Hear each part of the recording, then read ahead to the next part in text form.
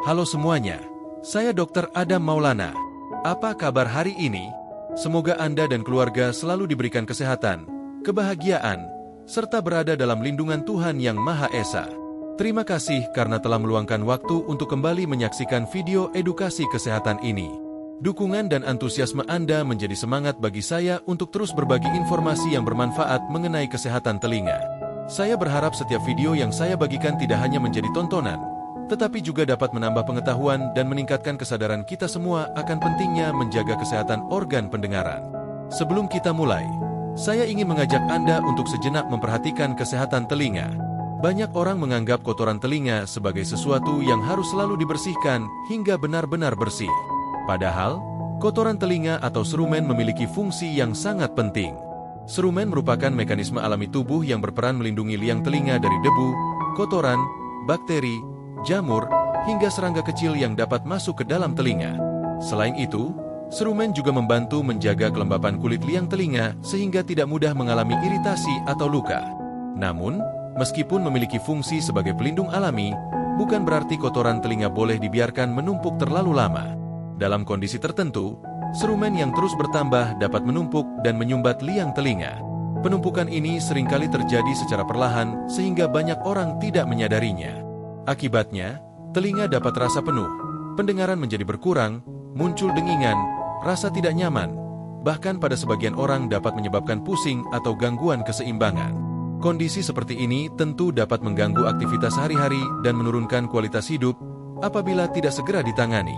Saya juga ingin mengingatkan agar kita menghindari kebiasaan membersihkan telinga menggunakan cotton bud atau benda tajam hingga terlalu dalam. Kebiasaan tersebut justru sering mendorong kotoran semakin masuk ke dalam liang telinga sehingga semakin sulit dikeluarkan. Selain itu, tindakan yang tidak tepat juga dapat menyebabkan luka pada liang telinga, memicu luka, bahkan meningkatkan risiko cedera pada gendang telinga. Oleh karena itu, membersihkan telinga sebaiknya dilakukan dengan cara yang benar dan aman.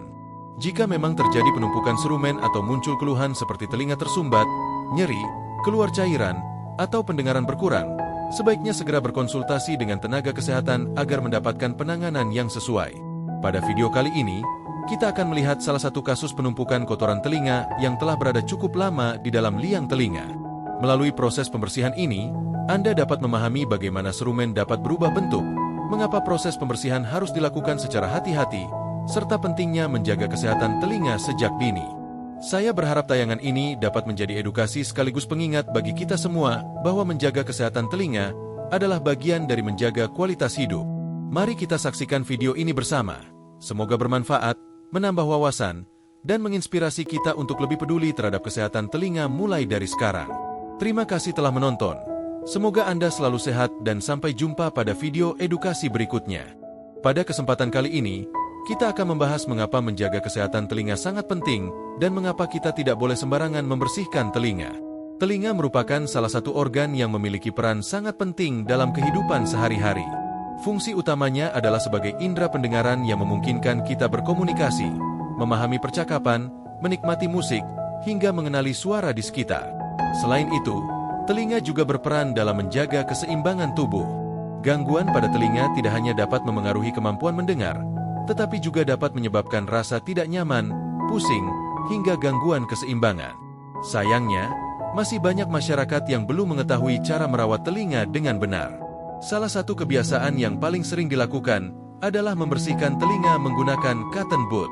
Banyak orang menganggap cara ini aman dan efektif, padahal penggunaan cotton bud justru berisiko mendorong kotoran telinga semakin dalam, melukai kulit liang telinga, bahkan dapat menyebabkan iritasi atau gangguan pada gendang telinga apabila digunakan secara tidak tepat. Kotoran telinga atau serumen sebenarnya bukanlah sesuatu yang harus selalu dibersihkan. Serumen merupakan pelindung alami yang diproduksi tubuh untuk menangkap debu, kotoran, serta partikel asing sebelum mencapai bagian telinga yang lebih dalam. Selain itu, serumen juga membantu menjaga kelembapan liang telinga dan mengurangi risiko iritasi. Dalam kondisi normal, telinga memiliki mekanisme pembersihan alami. Gerakan rahang saat berbicara, mengunyah, atau menguap akan membantu mendorong serumen keluar secara perlahan. Oleh karena itu, sebagian besar orang tidak memerlukan pembersihan telinga secara rutin, kecuali jika terjadi penumpukan yang menyebabkan keluhan. Menurut Organisasi Kesehatan Dunia, WHO, diperkirakan sekitar 360 juta orang di dunia mengalami gangguan pendengaran. Sebagian besar kasus gangguan pendengaran pada anak sebenarnya dapat dicegah melalui edukasi, pencegahan, dan penanganan yang tepat. Salah satu penyebab yang cukup sering ditemukan adalah sumbatan kotoran telinga atau serumen prop, yaitu kondisi ketika serumen menumpuk hingga menutup liang telinga dan menghambat masuknya gelombang suara. Di Indonesia, berbagai survei pada anak usia sekolah menunjukkan bahwa kejadian serumen prop masih cukup tinggi. Kondisi ini dapat menyebabkan pendengaran menjadi berkurang, telinga terasa penuh, sulit berkonsentrasi saat belajar, hingga mengganggu kemampuan berkomunikasi apabila tidak segera ditangani. Karena itu, penting bagi kita untuk menjaga kesehatan telinga dengan cara yang benar. Hindari memasukkan benda apapun ke dalam liang telinga tanpa indikasi medis. Jika telinga terasa tersumbat, pendengaran menurun, atau muncul keluhan lain, sebaiknya lakukan pemeriksaan ke dokter agar penyebabnya dapat diketahui dan ditangani dengan aman. Dengan perawatan yang tepat, kita dapat menjaga fungsi pendengaran dan kualitas hidup tetap optimal sepanjang usia.